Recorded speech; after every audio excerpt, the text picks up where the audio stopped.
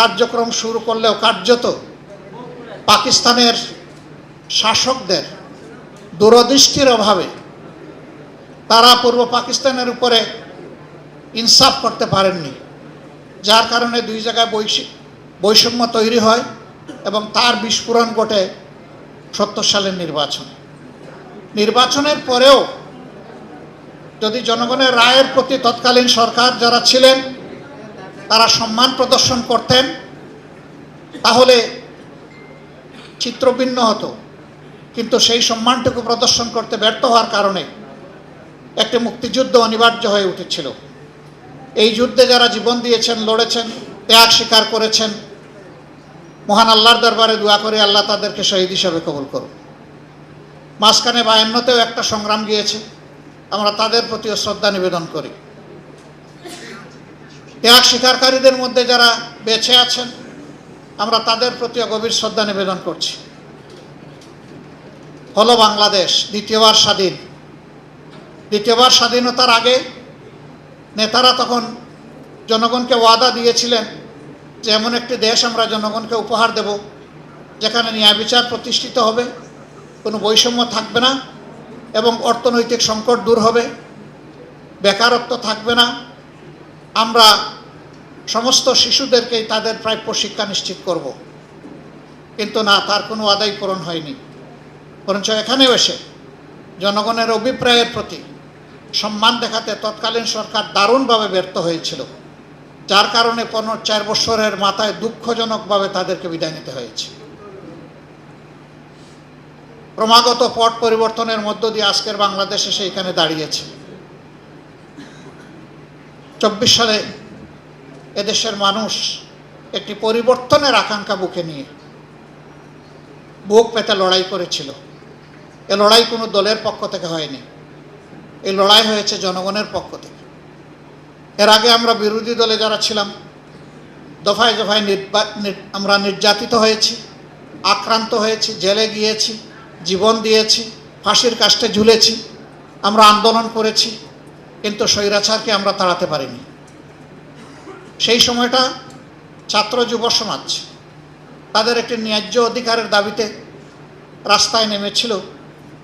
অতীতের ফ্যাসিবাদী কায়দায় সে আন্দোলন দমনেরও চেষ্টা হয়েছিল, কিন্তু শেষ পর্যন্ত সমগ্র দেশবাসীর ছাত্র জনতা, শ্রমিক, কৃষক সকলের ঐক্যবদ্ধ প্রতিবাদ, প্রতিরোধ এবং লড়াইয়ের মুখে ফ্যাসিস্ট সরকার অপমানজনকভাবে বিদায় নিতে বাধ্য হয়েছে।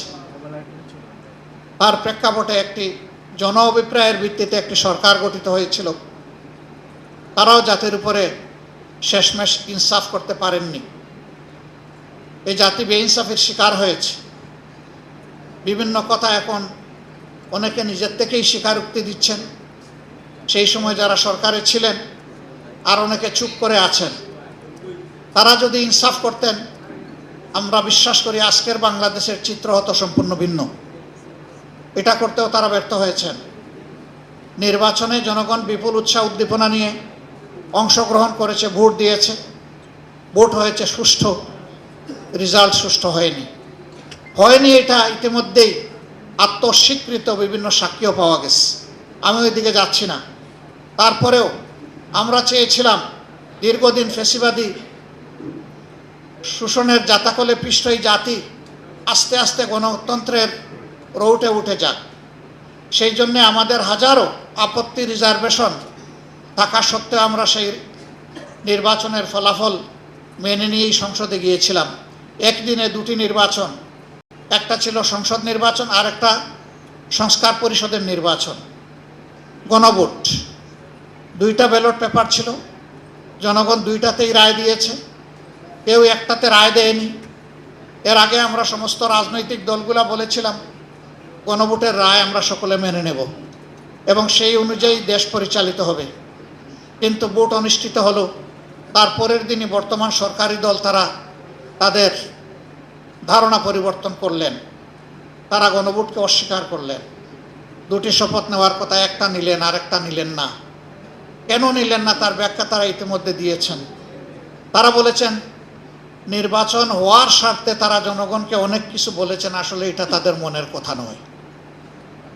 যদি রাজনীতিবিদরা এইরকমই জনগণকে ধোঁকা দিয়ে থাকেন, তাহলে রাজনৈতিক প্রতিষ্ঠানের উপর জনগণের আস্থা তৈরি হবে কিভাবে? আমরা বিস্মিত, আমরা নিন্দা জানাই। ঠিক হয়নি জনগণকে এইভাবে ধোঁকা দেওয়াটা।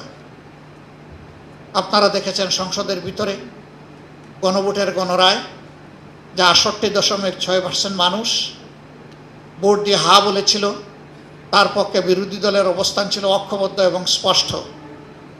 আমরা আলোচনা করেছি, কিন্তু ২/৩ জুড়ে সরকারি দল আমাদের দাবি অগ্রাহ্য করে বাস্তবে জনগণকে অপমানিত করেছে। গণভোটের রায় ব্যর্থ হওয়ার দলিল বাংলাদেশেও নাই, বিশ্বেও নাই। গণভোট বাংলাদেশের মতন ছিল না, এটি চতুর্থ গণভোট। এর আগে ৩টে গণভোট অনুষ্ঠিত হয়েছে এবং যথারীতি তার গণরায়ও বাস্তবায়িত হয়েছে, কিন্তু এবারে সেই প্রথমে বিপত্তি ঘটল। আমরা জানি কি জন্য ঘটেছে। আমরা যা আশঙ্কা করেছিলাম এখন তা স্পষ্ট হয়ে উঠেছে সমাজে। আর্থিক, রাজনৈতিক, প্রাতিষ্ঠানিক, সাংবিধানিক সকল জায়গায় আজকে নির্লজ্জ রাজনৈতিক হস্তক্ষেপ একেবারেই স্পষ্ট। সেন্ট্রাল ব্যাংক থেকে শুরু করে বিভিন্ন ব্যাংক, বিমা কর্পোরেশন, এই সবগুলোর আজকে সেই থাবা বিস্তৃত হচ্ছে এবং সমাজের অপরাধী লোকদেরকে গুরুত্বপূর্ণ জায়গায় বসিয়ে দেওয়া হচ্ছে, যাদের বিরুদ্ধে অপরাধ বিভিন্নভাবে প্রমাণিত।